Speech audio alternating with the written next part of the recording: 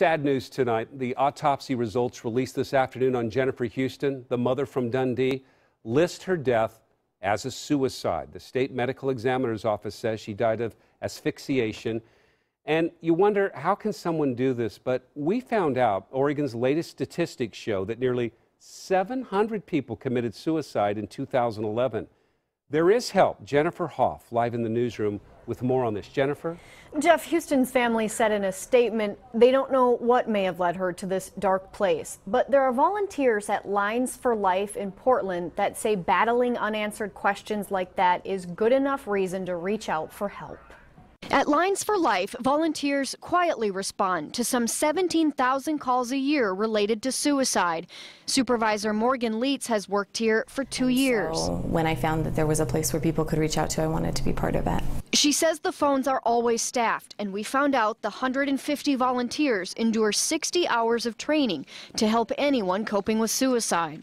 Reach out for support, reach out for help, talk to people, because the pain that comes from losing somebody, and especially losing somebody to suicide, is not something you should have to deal with alone, ever. It was a terrible shock. Kenneth Kahn's longtime friend committed suicide last year. About the same time, the fence Kahn supported was installed on Portland's Vista Bridge, often called the Suicide Bridge.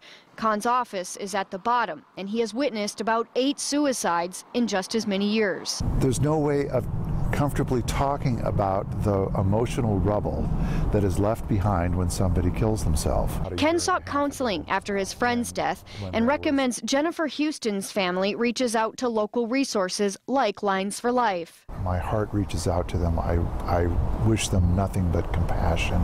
Surrounded by phones, Morgan Leitz encourages talking about a topic that, while it can be tough, could very well save a life. We cover anything that you might need support on. So if you need help or know someone who does, we posted a list of hotlines for Lines for Life helplines rather. That is on KOIN.com. Now, as for the Houston case, authorities said that there wasn't evidence of a crash there, and they have since recovered an empty box of sleeping pills. But Jeff, we are still waiting on toxicology reports. Jennifer, thank you.